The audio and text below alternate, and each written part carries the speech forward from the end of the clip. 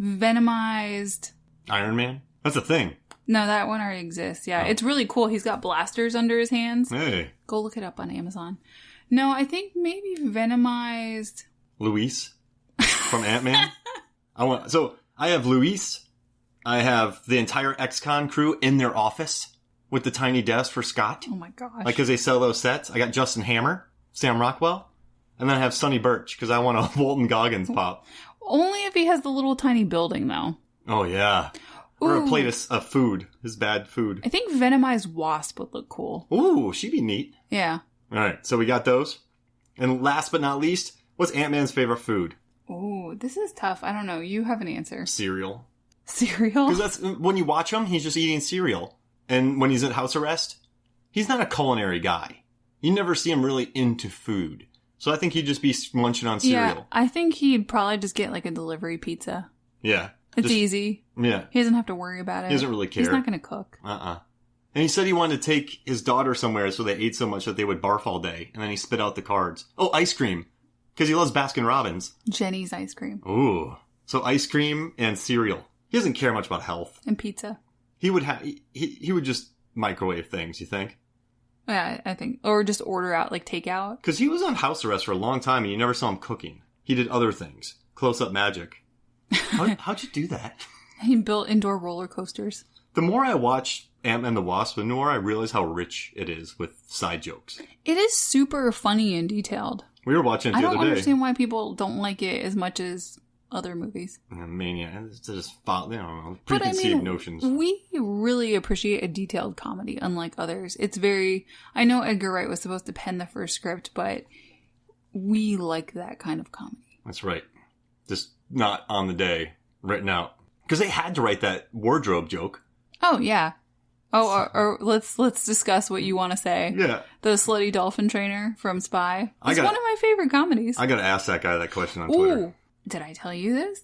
I was at a gala over the weekend and a woman had a neoprene dress and I thought of you. Did you ask her if she was a dolphin trainer? Listen, I'm not tacky. I was trying to get the woman to buy raffle tickets.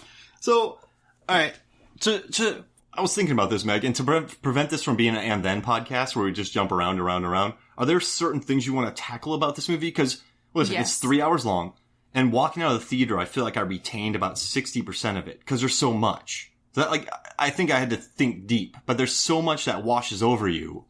Yeah, reading all the articles about it afterwards, which that was kind of a nice relief. We didn't have tickets until Sunday, and the first people started seeing on, Thursday night? Mm-hmm. It was, it's not a big deal if I stay off of Facebook, but it was nice to be able to actually read the internet again and read articles. Yep. So I finally got this flood of information. And there are details where you go, oh yeah, I remember that. But if you asked me to just recall it, I probably wouldn't have. Now, before we get into the pod, I just want to say, Karen Hollian, one of our artists we love, we have her, Cheese Series things up on the wall. Oh, and several other things. And her Peggy, I Know My Value. That's right. Very good artist. She drew a picture of Steve and Peggy dancing together outside of a TARDIS. That's right. So because she does a lot of Doctor Who art. He did time travel. And he got back and they had their last dance, which she drew in 2015. Yes. And she loved it. I tweeted it and she replied. Hey. I'm very excited about that. We're famous. We're big Karen Hollian fans. I don't know why you bought the Lamborghini, because she liked your tweet, but we'll just maybe keep it. I got a bonus. So, all right, what do you want to talk about first with this movie? Because there's so much. Oh, goodness. So much in this movie to talk about. Oh, I've got several different things here. All right. Let's tackle Thanos' strength Do you say let's tacos? Yeah, let's taco about it. Hey, do you know what Taco Cat spelled backwards is? What? Taco Cat. Hey, now. No, all right, so I'm watching this movie, right? And so we went and saw this with your parents. And the one question your dad had was, how powerful is Thanos? Mm-hmm. So, because you have a scene where he's fighting Thor, who's a god, Iron Man and Captain America are strong, but he's handling the three of them in a fist fight, right? But then Wanda gets a hold of him and just starts eviscerating him. Yeah, she was really holding him off with her Scarlet Witch powers, whatever those are. She was killing him. Hey, so what's her story? Did she already have powers? Was she genetically modified? In Ultron, so I guess we're going by MCU logic. So in Ultron, she was captured by the, German von Germanstein, and they tested powers on her with the Mind Stone, the yellow. Hans van Schmitzky. Yeah, Hans van Schmitzky. And they gave her powers on that. Mm-hmm. So she had the power of the Soul Stone, I believe. But she picked... Okay. He didn't have the gauntlet, but she picked him up in the air. He didn't have the gauntlet. She was smushing him. When he didn't have the gauntlet, he was beating up Thor, Cap, and Tony. But she just was smushing him. Yeah, she was really bringing it to him, and he had to bring the full might of his spaceship down on her. Yeah. In order to distract her. He didn't even hurt her. He was distracting her. So she is... All right. We don't know... But remember when he almost had the full gauntlet? She was still blasting him back. Yeah. So is she as powerful as him with the gauntlet? I feel like we'll have to do further research, but I think she might be. Because I'm going off MCU logic. People talk about it in the comic books, but this is the MCU variant, like the MCU graphic novel or the Disney. Mm-hmm. So well, it's MCU canon. So with Thanos without the gauntlet, he's done. She's gonna rip him in she's gonna rip that ball sack of a chin off his face. Ugh. She was basically strangling him or smushing his life force with her power. I mean, he was glowing red. She wasn't even breaking a sweat. Mm-mm. All right, so... She was just doing that fabulous hands thing, and her hair was blowing. I want to be the on-set guy who directs her hand motions. Like, I'm just the raver kid from back in the day. It's the same people who does the magicians. Yeah. Oh, the finger tutting is what they called just on there just doing this. You can't do jazz hands. Or jazz kwando from... what's this show? Happy Endings? Fosse Fingers. Fosse Fingers. She sells that. I mean, on set, right? It's all green screens. It's plaster. It's not real sets. It's super secretive. What? I feel betrayed. All of that. And she's selling, looking like she's at a rave. Right? She's a good actress. But, well, she's Elizabeth Olsen. She's an excellent actress. Yeah, she can bounce around in whatever she wants. So she destroys Thanos. But then Captain Marvel gets a hold of Thanos when he has the gauntlet. And she is wiping him out. He headbutts her while he has the gauntlet. And she just stares at him. It's not until he pulls so he is a crafty veteran. He drops the stone into his hand and then clocks her with it, which is a smart move. Yeah, it is. But she was handing it to him with the gauntlet. Mm-hmm. Right? Yeah, she was. She was pushing him around and kicking names and taking ass. Yeah, kicking names.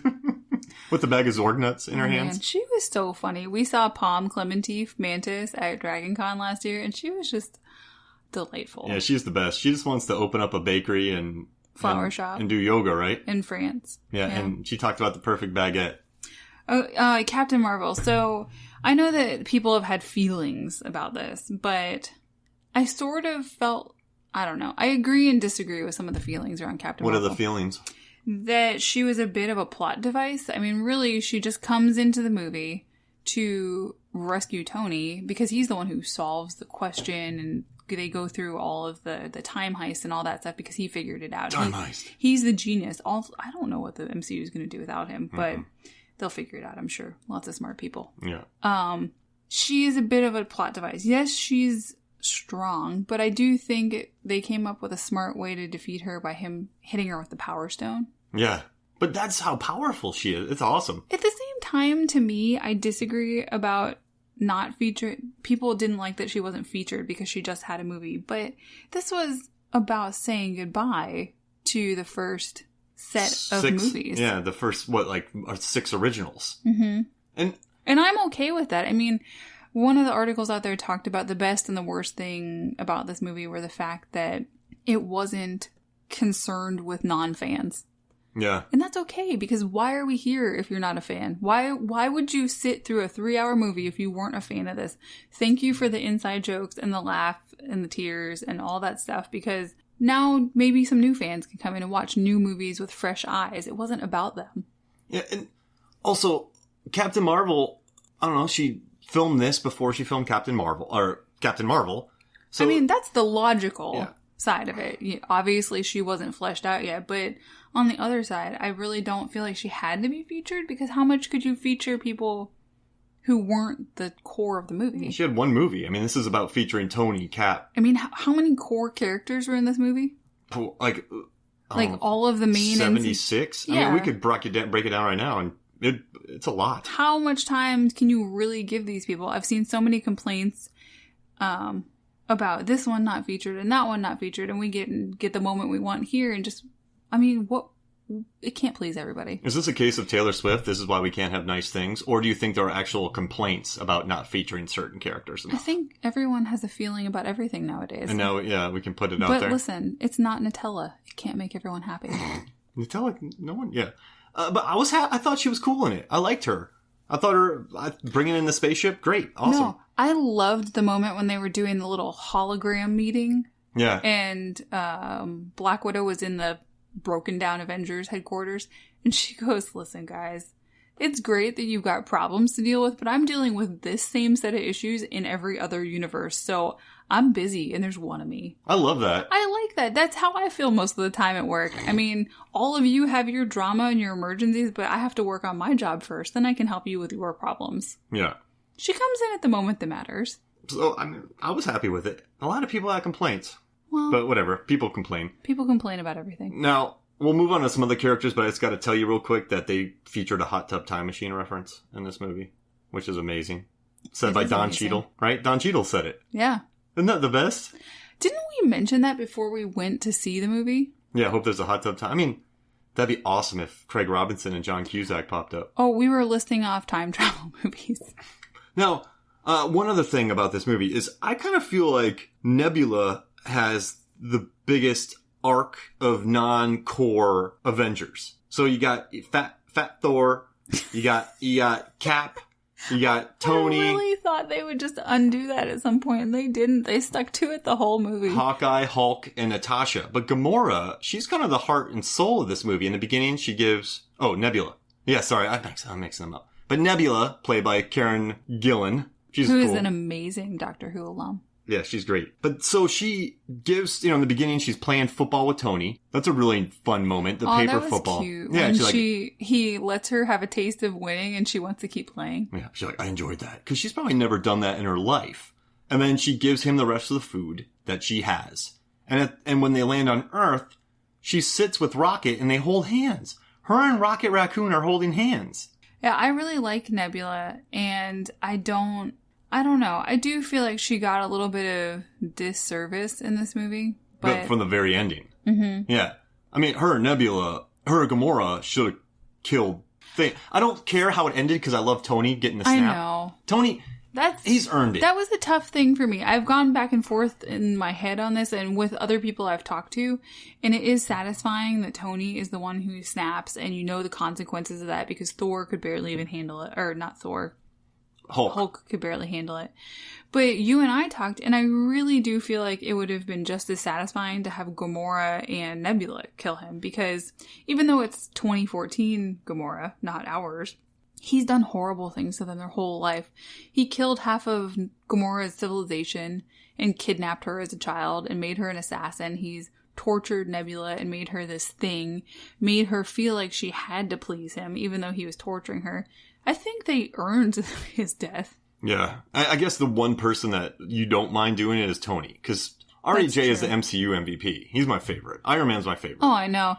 I was thinking about it as we were sitting there in the movie, how we had just made him our number one pick for all the movies, and you're going, no, don't take him away from us. And we learned he wears Axe body spray. But I also like the scene between... Oh, there's nothing wrong with that. I just like the weird reference. But I like the scene between Rhodey and Nebula as well, where he's like, hey, tore me apart, I'm in pieces. And Rhodey is like, I know how you feel. Yeah. Right? So she had...